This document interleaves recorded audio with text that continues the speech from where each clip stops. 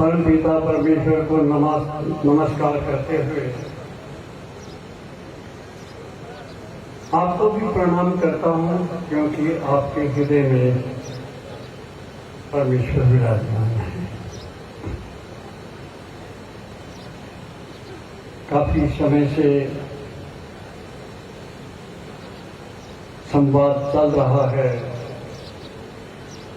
Pratap foundation द्वारा आपके सहयोग से आज का एक शांत सम्मेलन देख करके आप उल्लसित हो रहे हैं, प्रसन्न हो रहे हैं। उस शब्दों की बात नहीं, आपका चेहरा बताता है।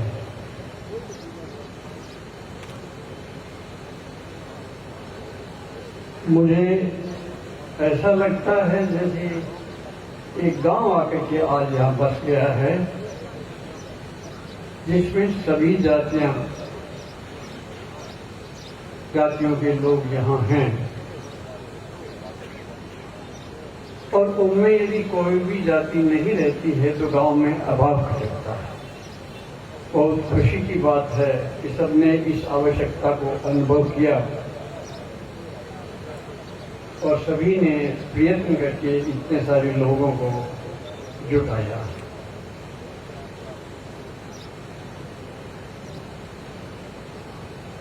मेरे आने से पहले क्या क्या संवाद हुए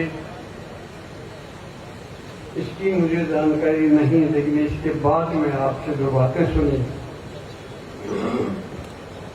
वो भी बड़ी उत्साहवर्धक थी।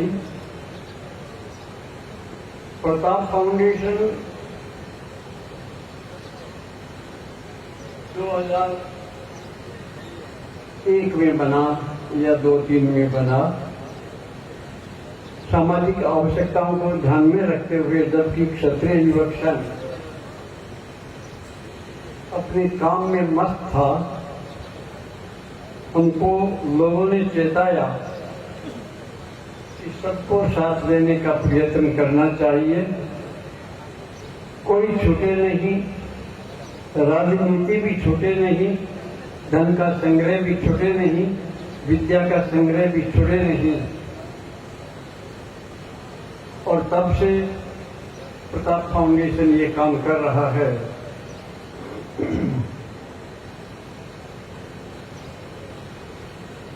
उसमें वो सफल हुआ या नहीं, ये मेरे हिसाब से कोई महत्वपूर्ण प्रश्न नहीं है, विषय नहीं है। गीता में भगवान ने कहा है, कोई भी व्यक्ति बिना कर्म किए एक क्षण भी रह नहीं सकता। हम सब कर्म में व्यस्त हैं, लेकिन कैसा कर्म कर रहे हैं? गीता में एक कर्म बताया है कि जो परमेश्वर के लिए आराधना की जाती है, जो परमेश्वर के पास पहुंचने की का कर्म किया जाता है, वही कर्म है, बाकी सब व्यर्थ है। उसी गीता में लोक संग्रह के लिए किया गया कर्म भी श्रेष्ठ कर्म कहा गया है। भगवान गीता में बताते हैं 3 अध्याय के 21वें से 23वें श्लोक तक कि कर्म किए बिना कोई रह नहीं सकता। मैं भी कर्म करता हूं, लेकिन मैं यदि इस प्रकार का कर्म करने लग जाऊं जिससे लोग भ्रमित हो जाए, इसका अर्थ ये निकलता है कि जो लोग पायनियर हैं, जो लोग अगवा हैं, जो लोग जिनकी ओर लोग देखते हैं और अपना आचरण निश्चित करते हैं, उन लोगों को ये एक चुनौती है।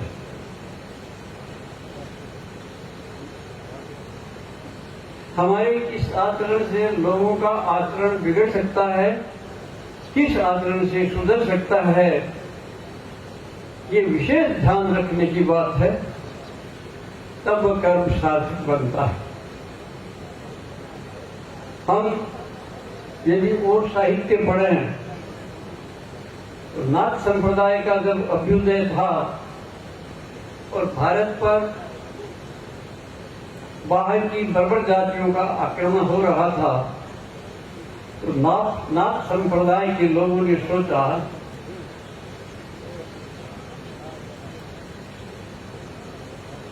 संप्रदाय तब बचेगा हमारा जब ये देश बचेगा। तो देश को लूट करके लोग जो ले जाने वाले हैं उनका मुकाबला किया जाना चाहिए। ये साधु संतों ने प्रारंभ किया। मैं ये इसलिए याद दिलाना चाहता हूं कि कोई भगवान की साधना करता है, कोई मंदिर में माला फेरता है, आरती करता है, लेकिन उस सब का उद्देश्य क्या है? लोक कल्याण और लोक संग्रह है, और तीसरा है लोक शिक्षण। हम किस प्रकार से लोगों को इकट्ठा करके, जैसे आप लोगों ने लोगों को एकत्रित किया, अपनी बात समझाई, वह लोक शिक्षण था जो लोगों को प्रेरित करे। ऐसा ही तो लोक संग्रह होना चाहिए, ऐसा ही लोक शिक्षण होना चाहिए।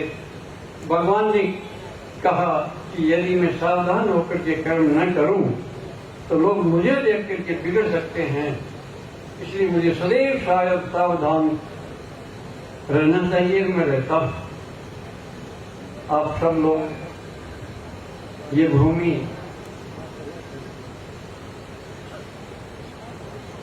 भगवान कृष्ण के वंशजों की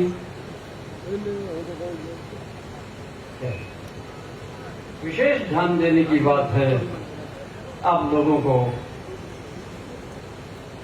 कभी भी बिना विचलित हुए, चाहे वो किसी भी जाति के हों, आपस में व्यर्थ के दंगे फसाद को रोकने का प्रयास करें, उसको बढ़ावा न दें। अभी क्षत्रिय युवक संघ की हीरक जयंती मनाई गई थी, उसमें एक संदेश दिया गया था महावीर सिंह जी द्वारा कि कुछ गांव के मुखिया ठाकुर साहब लोगों को घोड़ी पर चढ़ने नहीं देते थे। ये इसको उन्होंने गलत बताया। घोड़ी उनकी, बीन राजा उनके, तुम्हारे घर से क्या जाता है?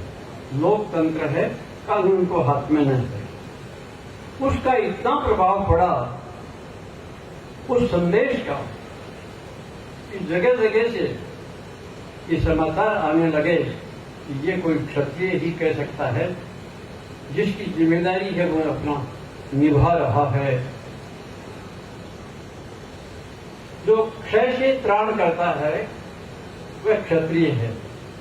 मेरी परिभाषा तो ऐसी है कि आप सब क्षत्रिय हैं, सब में वो सत्व है, सब में राजस वृत्ति भी है, सब में तामसिक वृत्ति भी है। उसको पहचानने की आवश्यकता है। संसार के लिए क्या श्रेष्ठ है, तब ये बात आती है कि हम एकत्रित हों, एक बने, ये बहुत आवश्यक है। लेकिन नेक बने, ये इससे भी अधिक आवश्यक है। जिसका आचरण श्रेष्ठ नहीं है वह यहां आकर के भाषण देके या गांव में भाषण देकर के लोगों को प्रेरित करना चाहता है, तो एक व्यर्थ की उलझन में डाल देता है, क्योंकि लोग हमारे आचरण को देखते हैं।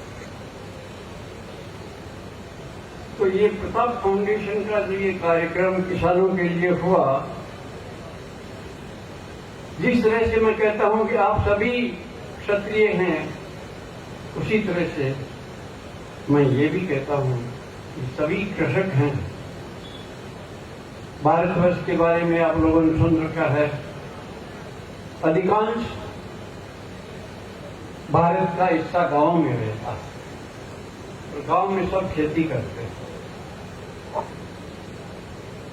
तो जो खेती करता है या जमीन पर निर्भर है वो सब कृषक हैं।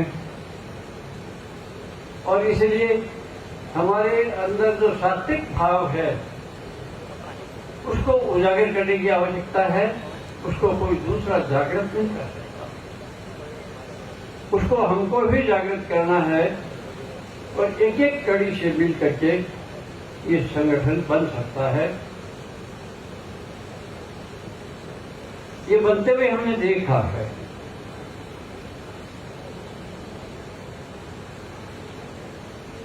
आखिर में आने के कारण आपकी बातों का जो आपने संवाद किया उनका कोई उत्तर तो मैं नहीं दे सकता, क्योंकि मैंने सुना ही नहीं।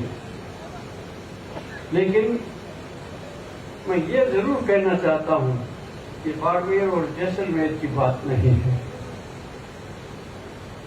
पूरे देश के कृषकों को जागृत करना है, तब कोई ताकत बनती है। आज जैसलमेर में कर रहे हैं, कल बाड़मेर में किया था, एक दिन जयपुर में कर लेंगे तो एक दिन दिल्ली में भी कर लो। तो भीड़ से काम बनने वाला नहीं है जब तक ये भावना ना हो। इस भावना को उत्प्रेरित करने, जागृत करने, उसको समायोजित करने का जो हमारे संविधान ने हमको अधिकार दिए हैं। देश की आजादी से पहले संविधान बना था। अंबेडकर जी उस संविधान कमेटी के अध्यक्ष थे। कुछ लोग कहते हैं कि राजेंद्र प्रसाद जी अध्यक्ष थे। उस पचड़े में पढ़ने की आवश्यकता नहीं है। उसमें कम से कम 300 वर्ग के लोग थे शामिल, हजारों लोग शामिल थे। सबने इसको स्वीकार किया है। तो वहां उस संविधान में किसी भी प्रकार की गुंजाइश नहीं रही है कि उसको हम ध्यान में रख करके करें। यही हमारी मनुस्मृति है, यही हमारी गीता है, यही हमारी कुरान है, यही हमारा गुरु ग्रंथ साहब है। आज के दिन इस युग में संविधान के विरुद्ध जाकर के यदि कोई काम करेंगे तो निश्चित रूप से शिव प्रबल होगी, विवाद बढ़ेगा और जो हम प्रयत्न कर रहे हैं एकता की, वो सब वह कड़ी टूट जाएगी। इस कड़ी को टूटने नहीं देना है। और मैं पूरा विश्वास करता हूं कि आप इसमें सक्षम हैं, आप कर सकेंगे। जो कर रहे हैं वो आगे भी कर सकेंगे निश्चित रूप से। यह मैं भगवान से प्रार्थना भी करता हूं। जय शंकर।